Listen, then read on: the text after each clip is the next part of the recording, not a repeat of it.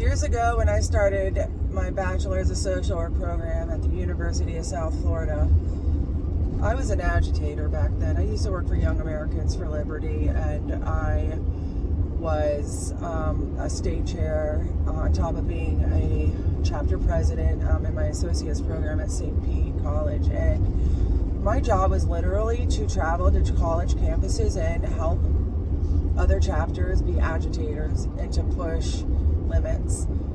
So I was very much so an agitator back then.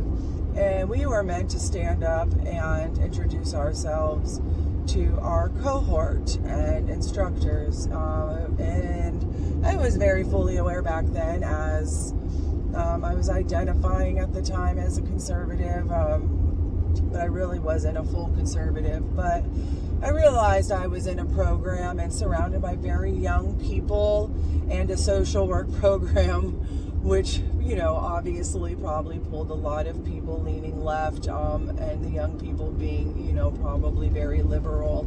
And I was a non-traditional college student in my early 30s, and as mentioned, an agitator. So with that being said, when it became my turn to stand up and introduce myself, I said my name, and I proclaimed that I was a self-proclaimed men's rights activist.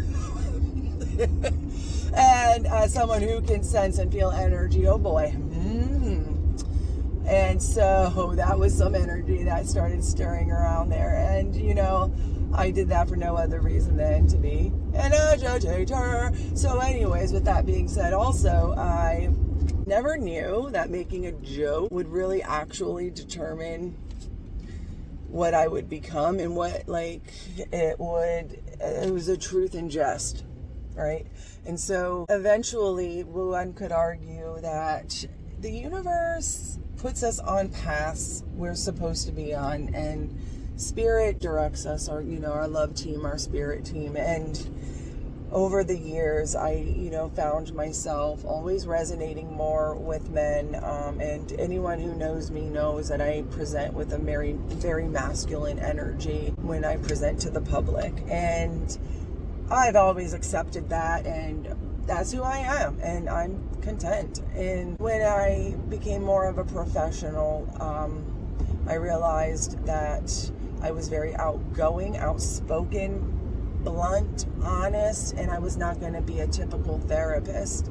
And when practicing more and opening up my practice in spirituality and as a spiritual coach, and really putting myself out there as that, I recently realized that every single client so far that I've ever gotten for spiritual coaching, organically as coaching, right? Not someone I transferred from therapy over, and even if there's only 2 females for that, and they were both very masculine females, but we're men.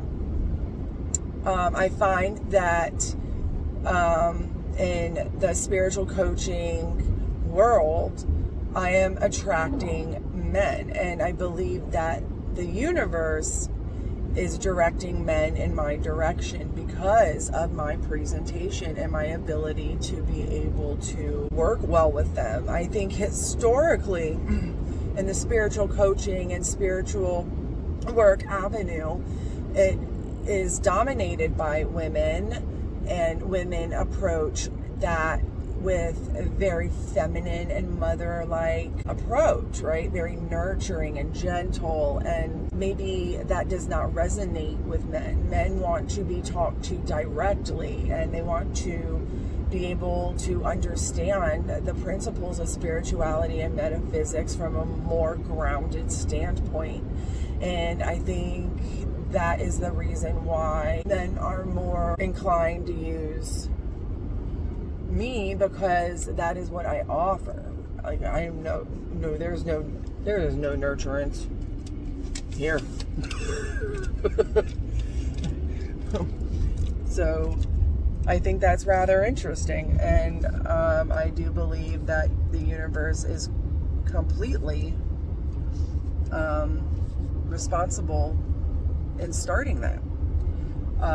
So I have since begun to target that crowd in my advertising and have been talking more with men and targeting men online and speaking more with men about spirituality in the public, and trying to bring them together, because men in the spiritual world is so important. It's so important that they come together and celebrate one another and celebrate spirituality, because there's just not enough, and we need them too. We need men to be able to be a part of this, because when we shift into that 5D, when we shift into that, and we have more of these community livings and these associations, we need the male presence. Like, how are we going to do that without men? And unfortunately, I don't see enough men in the spiritual community. And so, if you know any men who are interested in learning more about spirituality, but are afraid to get smothered with woo-woo and crystals and essential oils and nurturing, and would prefer a more grounded experience, please send them my way. I got them, boo. Let me help them, because we need a male network to be unified. And even though I am a female, even though I'm a straight female with female genitalia, I don't want nobody's man. I don't want nobody's man. I just want them men to be educated properly. I want these men to realize the importance of community and see what's going on and where it's, and learn and meet other men. And I just want to facilitate all of these things and help as much as I can with the male population in this ascension. So please keep me in mind if you have any friends, your partners, your clients want to learn more about these things and you don't feel equipped to go in depth. Please keep me in mind. Thank you for listening. I know this was a long video. All I want to do is heal the world, teach the world. Let's get everybody to 5D.